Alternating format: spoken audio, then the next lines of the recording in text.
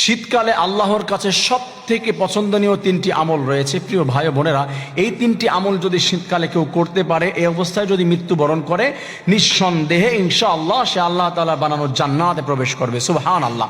শীতকালে অনেক ইবাদত করতে আমাদের বাধা চলে আসে, অনেক ইবাদতে আমাদের অলসতা চলে আসে, অনেক প্রবলেম ক্রিয়েট হয়, আমরা ইবাদত করতে চাই না। আল্লাহ তাআলা বলেন, আমার যে বান্দা শীতকালে ফজর এবং এশার সালাত যদি কন্টিনিউ আমল করতে পারে, আদায় করতে পারে, কারণ এশার সালাত আদায় করতে একটু কষ্ট হয়, একটু ঠান্ডা বেশি থাকে, এবং ফজরের সালাত আদায় করতে একটু কষ্ট হয়, এটা ঠান্ডা বেশি থাকে। রাসূল কারীম সাল্লাল্লাহু আলাইহি ওয়াসাল্লাম বলে দিয়েছেন, আল্লাহ রাব্বুল আলামিন জানিয়ে দিয়েছেন, মান সাল্লাল বাররাইন দাখালাল জান্নাহ, যে ব্যক্তি দুইটা শীতের নামাজ আদায় করলো, তার মানে এশা এবং ফজরের সালাত আদায় করলো, ওই বান্দা আল্লাহ তাআলার বানানো ডাইরেক্ট জান্নাতে প্রবেশ করলো। সুবহানাল্লাহ। সেকেন্ড যে আমল রয়েছে 2 নম্বর, সেটি যদি অজু করতে কেউ অলসতা না করে, মানে সব অবস্থায় অজু করা আল্লাহ পছন্দ করে।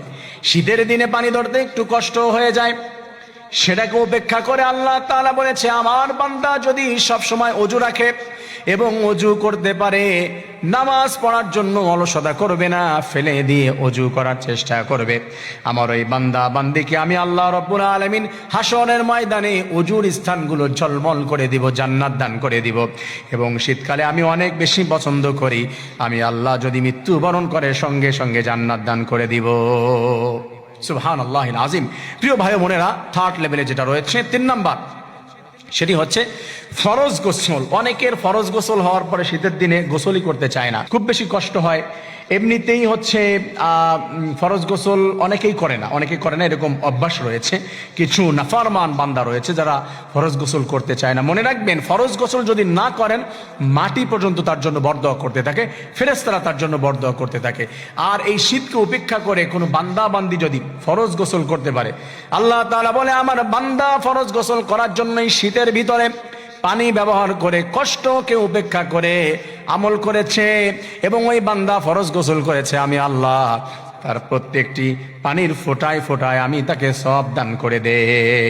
এবং এই অবস্থায় আমার বান্দা যদি আমলটি করে মৃত্যুবরণ করে, আমি রব্বুল আলামিন আমার বান্দার জন্য জান্নাতের দরজাগুলি ওপেন করে দিব, এবং আমি তাকে জান্নাতুল ফিরদাউস দান করে দিব। সুবহানাল্লাহ। আমার প্রিয় ভাই বোনেরা, আবার বলছি, শীতের দিনে আল্লাহ তাআলার কাছে পছন্দনীয় 3টি আমল রয়েছে। 1 নম্বর এই শীতের দিনের 2 ওয়াক্তের নামাজ, এশা এবং ফজর। 2 নম্বর অজু, শীতের দিনের ফরজ গোসল। এইগুলা যদি করতে পারি, ইনশাআল্লাহ আল্লাহ রাব্বুল আলামিন তাকে ক্ষমা করে দিবে, জান্নাত দান করে দিব। সুবহানাল্লাহ।